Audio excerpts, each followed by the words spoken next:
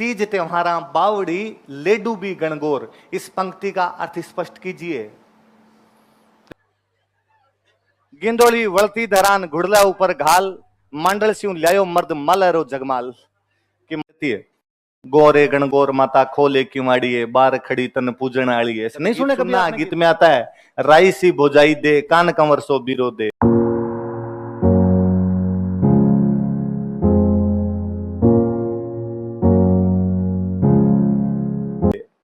तो राई, राई का मतलब होता है पार्वती। राई का मतलब क्या होता है? पार्वती। तो भाभी मिले तो कैसी मिले? पार्वती जैसी। क्योंकि बहन को अच्छे से पता होता है कि अपना भाई नशेड़ी है ना, इस गंजेड़ी के साथ में कोई ढंग की लड़की रह नहीं पाएगी।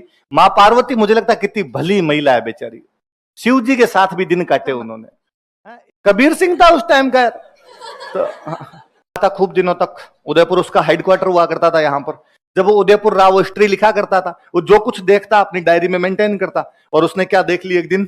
गणगौर। अपने गणगौर की सवारी भव्य तरीके से निकली जाए भाई, मां पार्वती को सजा धजा के एकदम, साथ में राजमहलों से सवारी निकलती, साथ में सैनिक जाते हाथों में तलवार भाले लिए हुए, सब सजे धजे कपड़ों के अंदर नारेबाजी करते हुए जाया करते थे।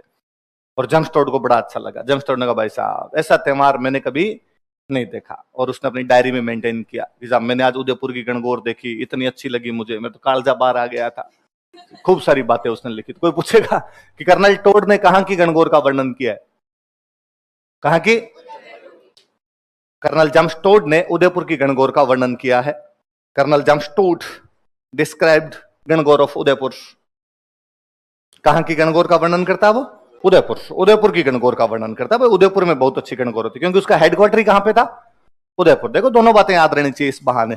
कभी कोई यही पूछ ले कि जेम्स टोड कहां रहता था, उसका हेडक्वार्टर कहां पे था, तो कहां पे था? तभी तो उदयपुर की गणगौर का करेगा, स्वाभाविक सी बात है। अच्छा, और क्या होता है? सबसे अधिक गीत यदि किसी त्योहार पर गाए जाते हैं तो वो गणगौर है। आपसे कोई क्वेश्चन पूछेगा कि राजस्थान में सर्वाधिक लोक गीतों वाला त्योहार कौन सा है, तो कौन सा है? देख लो, यह है सर्वाधिक लोक गीतों वाला त्योहार है। It has maximum folk songs. खूब यूं गणगौर वाली होली के बाद में गणगौर चालू हो जाती है। गणगौर पूजने के लिए जाते रहते हैं। आप कभी नोटिस करना, मम्मी अपने आप ही गुनगुनाती रहती है, गोरे गणगौर माता खोले किवाड़िए, बार खड़ी तन पूजन आड़िए। ऐसे नहीं सुने कभी आपने गीत? सुने या कि नहीं सुने? चलो सुने फिर ठीक है, ध्यान नहीं दिया होगा, सुने तो होंगे कभी। तो वो भाई गणगौर, तो गणगौर पे सबसे अधिक गीत गाए जाते हैं। अब व्रत किए जाते हैं अपने पास, जितने भी त्योहार होते हैं उन पे क्या होते हैं? व्रत। मैंने बताया था बाकी सब में व्रत में उद्देश्य एक है। क्या उद्देश्य? अच्छे पति की कामना के लिए व्रत किए जाते हैं। यहां लड़कियां थोड़ी भली निकली। यहां लड़कियों का उद्देश्य दो है, हमें तो अच्छा पति मिले, हमारे भाई को अच्छी पत्नी मिले। किसको अच्छी पत्नी मिले? भाई को अच्छी पत्नी मिले। तो अच्छी भाभी और अच्छे पति की कामना के लिए व्रत किया जाता है। कभी गीत सुनना, गीत में आता है राई सी भोजाई दे, कान कंवर सो बिरो दे। तो राई, राई का मतलब होता है पार्वती। राई का मतलब क्या होता है? पार्वती। तो भाभी मिले तो कैसी मिले? पार्वती जैसी। क्योंकि बहन को अच्छे से पता होता है कि अपना भाई नशेड़ी है ना, इस गंजेड़ी के साथ में कोई ढंग की लड़की रह नहीं पाएगी। मां पार्वती मुझे लगता है कितनी भली महिला है बेचारी, शिव जी के साथ भी दिन काटे उन्होंने। एक आदमी सुबह भांग लेके बैठे, उसके दोस्त भी सारे एकदम भांग चरस गांजा पीने वाले लट्टू हुए रहे सारे दिन। उस आदमी के साथ में जिंदगी काटनी बहुत बड़ी बात है, और फिर उससे प्यार करना। कबीर सिंह था उस टाइम का, तो बड़ा ही अजीब हो जाता है। तो बहनों को, सबको आपकी स्थिति पता है, तो बहनों को पता है ये है तो नशेड़ी आदमी, कोई ढंग की लड़की तो रह नहीं पाएगी। मां पार्वती जैसी कोई भली सीधी लड़की आएगी तो रह पाएगी इसके साथ में। तो लिखो लिखो, लड़कियां अच्छे पति तथा अच्छे भाभी की कामना के लिए व्रत रखती है। लड़कियां अच्छे पति तथा अच्छी भाभी की कामना के लिए व्रत रखती है। Girls observe fast, girls observe fast for good husband and good sister in law. लड़कियां अच्छे पति तथा अच्छे भाभी की कामना का व्रत रखती है।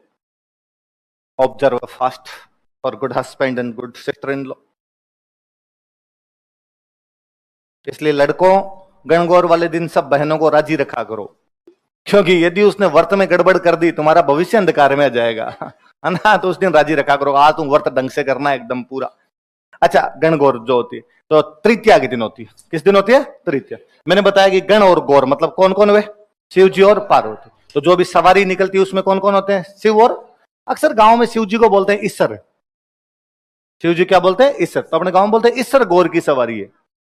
किसकी सवारी निकालते हैं? ईश्वर। पार्वती जी तो गौर हो गए, ईश्वर से ईश्वर बन गया वो, तो ईश्वर और गौर की सवारी निकालते हैं।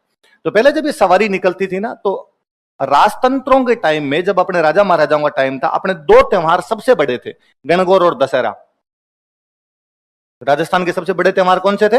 गणगौर और गणगौर महिलाओं का त्योहार बहुत बड़ा, दशहरा पुरुषों का, हथियारों की पूजा करेंगे, पुरुषों का त्योहार। तो गणगौर का त्योहार बहुत धूमधाम से मनाते। गणगौर की जब सवारी निकालते थे, मां पार्वती की जब सवारी निकालते, तो पार्वती जी खूब सारे गहने पहने हुए होते थे, साथ में सेना जाया करती थी। इसलिए कोई भी आसपास की दूसरी रियासत होती, हर आदमी ये प्रयास करता था कि गणगौर वाले दिन इन पर अटैक किया जाए, कि गणगौर वाले दिन अटैक करेंगे, यदि किसी दूसरी रियासत पे सोना वोना तो लाएंगे। तो हर कोई रियासत वाले गणगौर पर अटैक करने की कोशिश करते थे। और आज भी गांव में यदि कोई बंदा यूं ज्यादा बातें करे, अरे मैंने ये कर दिया था, उनको ठोका था जाकर, उनको पीट दिया था, और मैं इस प्रकार का गुंडा आदमी हूं, तो कोई ना कोई गांव में डोकरा टाइप का होता, कर देता, चुप रह रे, कौन सी गौर लूट के लाए थे तुम? क्या लूट के लाए थे? कि मतलब शक्ति प्रदर्शन तब है जब क्या लूट ली जाए? गणगौर लूट ली जाए। गणगौर नहीं लूटे तब तक तेरे गुंडे होने में कोई भी मतलब नहीं, इसका मतलब तू शक्तिशाली नहीं है। कहते एक बार जैसलमेर में तृतीया के दिन ये गणगौर की सवारी निकल रही थी, बीकानेर वालों ने अटैक कर दिया था। कौन अटैक कर देता है? बीकानेर। और उन्होंने कहा पार्वती जी लूट के लाएंगे तो खूब सारा सोना वोना मिल जाएगा अपने को, पर बदकिस्मती उनके हाथ केवल शिव जी आए। लूट मार हुई थी, हाथ में कौन आए? शिव जी। भाई ने कहा भांग लिया हो, बोले अपने पास और तो कुछ है नहीं। फिर पर उस दिन वहां पे सवारी निकल नहीं पाई, मां पार्वती की सवारी उस दिन वहां पर निकल नहीं पाई, सवारी वहां पर निकल नहीं पाई। इस चक्कर में बाद में वो सवारी चतुर्थी के दिन निकली। आज भी जैसलमेर में गणगौर की सवारी तृतीया के दिन नहीं निकलती, चतुर्थी के दिन निकलती है। उसमें शिव जी होते ही नहीं है, उसमें केवल कौन होते हैं? पार्वती। गवर, गौर गौर बोलते हैं, तो गौर को आप गवर कह दो बोले, तो गवर की सवारी निकलती है। केवल किसकी सवारी निकलती है? कब निकलती है? चतुर्थी के दिन। कहां पे? लिखो, जैसलमेर में चतुर्थी के दिन गवर की सवारी निकाली जाती है। Gavar procession takes place in Jaisalmer on Chaturthi. तो कोई पूछेगा भाई कि कहां पर शिव जी की सवारी नहीं निकलती, किसकी सवारी निकलती है? केवल पार्वती जी की निकलती है। गवर, गवर का मतलब क्या है? पार्वती जी। राई, गवर, पार्वती, ये सब मां पार्वती के नाम है, तो पार्वती जी की सवारी निकलती है इस दिन। कहां पे? जैसे। और सुनो, इससे जुड़ी एक बात और बताता हूं मैं। तृतीया के दिन तो सब जगह अपने गणगौर मनाते हैं, चतुर्थी के दिन कहां पर मनेगी? पंचमी के दिन अपने नाथद्वारा में बनती है। नाथद्वारा में कब होती है? पंचमी। तृतीया तो होती है, पर नाथद्वारा में पंचमी के दिन भी बड़ा फेस्टिवल होता है। उसको वो लोग बोलते हैं गुलाबी गणगौर। क्या बोलते हैं? गुलाबी रंग की चूनड़ी चढ़ाते हैं। गुलाबी रंग की चूनड़ी चढ़ाते हैं, इसलिए गुलाबी गणगौर कहते हैं, या बोलते हैं चूनड़ी गणगौर। क्या बोलते हैं? गुलाबी गणगौर, या क्या बोलते हैं? चूनड़ी गणगौर। कहां पे? नाथद्वारा। कब? पंचमी। कब होता है? ये 2013 या 16 में क्वेश्चन पूछ लिया था, स्टार लगा के लिख लो, को रिपीट मार ले। देखो, नाथद्वारा में पंचमी को गुलाबी गणगौर या चूनड़ी गणगौर मनाई जाती है। गुलाबी गणगौर और Chunri Gangaur is celebrated in Nathdwara on Panchami. Nathdwara में पंचमी को गुलाबी गणगौर या चूनड़ी गणगौर मनाई जाती है। गुलाबी गणगौर और चूनड़ी गणगौर इज सेलिब्रेटेड। गुलाबी गणगौर और Chunri Gangaur is celebrated in Nathdwara on पंचमी।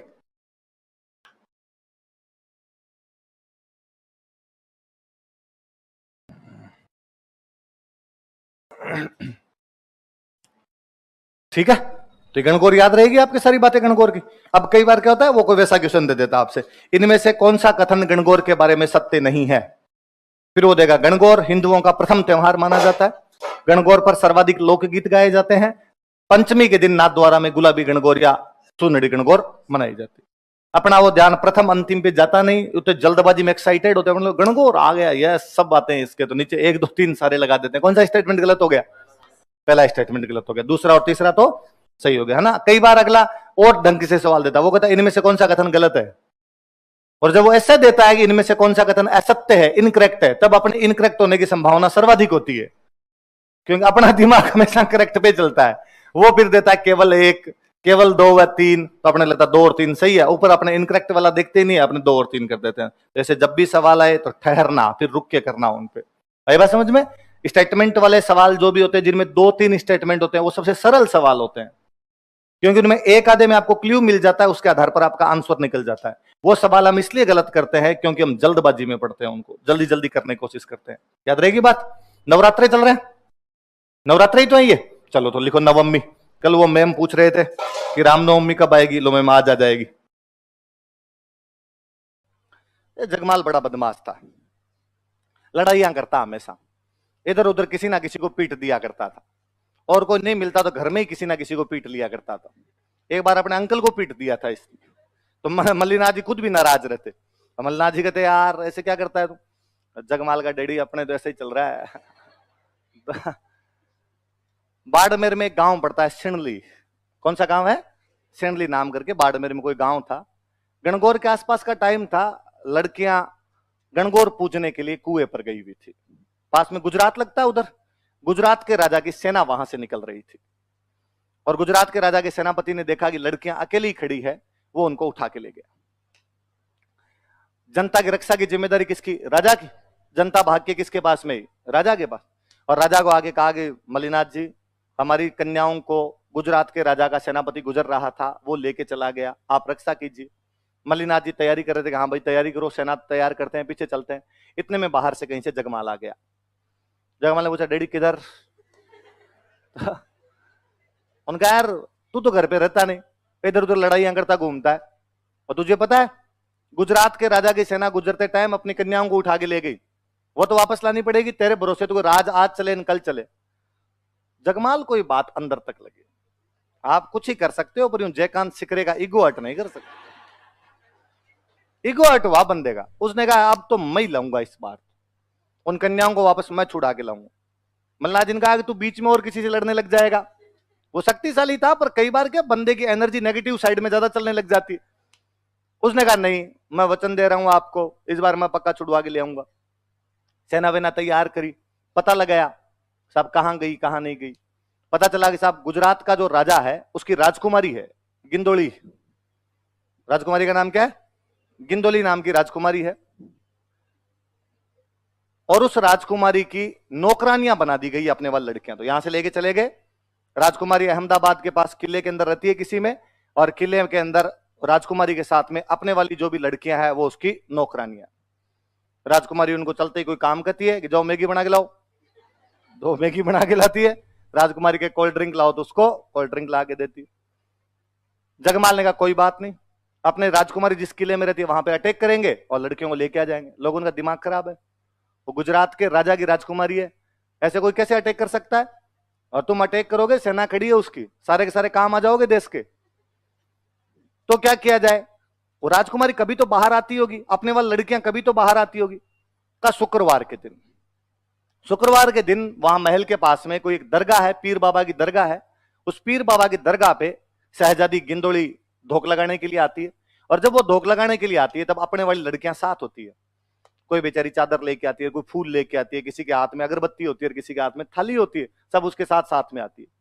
इन्होंने कहा चलो ठीक है, अपने वहां से उठा के लाएंगे, वापस लेके आएंगे। तो चलें कैसे, कैसे चले वहां पे, तो सुनना मेरी एक बात, आगे और काम आएगा। राजस्थान में सबसे अच्छे घोड़े यदि कहीं के माने गए तो मालानी के। कहां के घोड़े सबसे अच्छे माने गए, मालानी नस्ल के घोड़े राजस्थान में सबसे अच्छे माने गए। तो घोड़े के व्यापारियों का रूप बनाया जगमाल, जगमाल के साथ में उसने 10-15 अपने छंटवा साथी और लिए, सब घोड़े के व्यापारियों का रूप धारण करते हैं, अच्छे अच्छे घोड़े लेते हैं, अच्छी अच्छी नस्ल के मालानी घोड़े, वैसे ही अच्छे, उनमें और अच्छे घोड़े लिए, और उस दरगाह के पास में जाके बृहस्पतिवार को शाम को बैठ गए, अपने दिन में डेरे जचा लिए। उस समय व्यापारियों का इधर उधर जाना बहुत आम बात हुआ करती थी, व्यापारी जाया करते थे। अब आता जाता कोई पूछ ले कि आप कौन हो, यहां कौन बैठे हो, साहब घोड़े बेचने हैं, मालानी के घोड़े हैं, ले लो साहब। बंदा कोई खरीदने आ जाए तो 3,000 वाले घोड़े की रेट बताए 30,000। अगला यार दिमाग खराब है, इतना महंगा थोड़ी देता, भाई साहब ओरिजिनल है, मालानी के ओरिजिनल घोड़े हैं, लेना हो तो लो, टाइम मत खोटी करो, रवाना हो यहां से। उनको किसका बेचना था घोड़ा वहां पे। अगले दिन शुक्रवार आया, शहजादी गिंदोली उन नौकरानियों के साथ, अपने वाली उन कन्याओं के साथ में पूजा करने के लिए पीर बाबा की दरगाह पर आई। इधर ही एकदम तैयार बैठे थे कि कब वो आए और उनको उठा के लेके चले। जैसे लड़कियां पास में पहुंची, लड़कियों ने इन घुड़सवारों को देखा, अपने गांव वालों को तो सब पहचानते ही है, लड़कियों को पता चला है तो अपने भाई, भाइयों ने कहा कि आ जाओ, सारी लड़कियां भाग के ही सबको घोड़ों पे बिठाया और वहां से रवाना हो गए। जगमाल ने गिंदोली को बिठा लिया।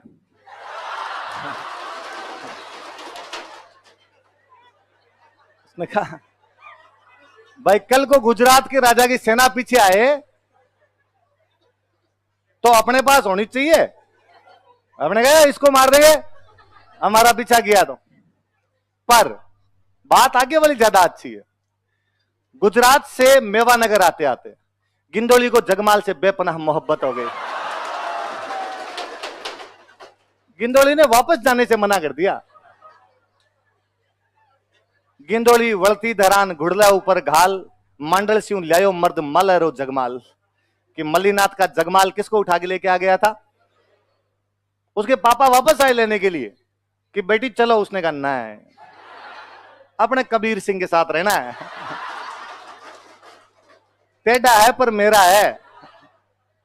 अरे जगमाल ने खुद ने कहा कि मैं इतना भला आदमी नहीं हूं और मैं यूं लड़ाइयां वड़ाइयां करने वाला आदमी हूं। गिंदोली ने कहा कि नहीं, अब हो जाए तो हो जाए। तो याद रखना कि किसको उठा के लेके आ गए थे। अब आपने कहानी पहली बार सुनी है। आपकी और मेरी मम्मी हर गणगौर पर इस गिंदोली के गीत गाती है। इस गिंदोली को हम गीतों में गाते हैं। गणगौर के दिन लेके आए थे, इसलिए गणगौर पे किसके गीत गाए जाते हैं? याद रखो। शुक्ल तृतीया गणगौर कब आती है? 2010 से याद आता है मुझे। 2010 के मेंस में उन्होंने 2 नंबर में एक क्वेश्चन पूछा, तीज त्योहारा बावड़ी लेडू भी गणगौर। इस पंक्ति का अर्थ स्पष्ट कीजिए, डिस्क्राइब दिस लाइन। और सीधा सीधा ऐसे कैसे हिंदी में लिखी, इसको इंग्लिश में लिख दी उन्होंने, तीज त्योहारा बावड़ी लेडू भी। तो अपने जैसे एकदम देसी ठूंठ बैठे थे गांव वाले, उन्होंने तो लिख दिया कि भाई तीज के साथ त्योहार शुरू होते हैं, गणगौर के साथ त्योहार क्या हो जाते हैं? खत्म। कोई शहर के टाबर बैठे थे, उन्होंने लिखा कि तीज और गणगौर दोनों सहेलियां हैं, अक्सर दोनों खेलने के लिए साथ जाते। पर तीज बदमाश है और उसने गणगौर को एक दिन डुबो दिया, क्योंकि वहां बावड़ी भी थी। बावड़ी एक ऐसा कुआं होता है जिसमें नीचे जाने के लिए क्या होती है? सीढ़ियां।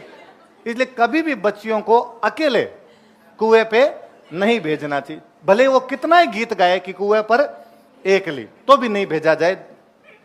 ध्यान रखा जाना चाहिए, घर वाले साथ जाने चाहिए, वरना कोई भी इस प्रकार से धक्का दे सकता है अपने आप में। तो ध्यान रखना। लिटरली लिख के आए थे लोग, मैं नाम नहीं बताऊं, लोगों के रैंक आ रखी है, सिलेक्शन हुए, आंसर ये था।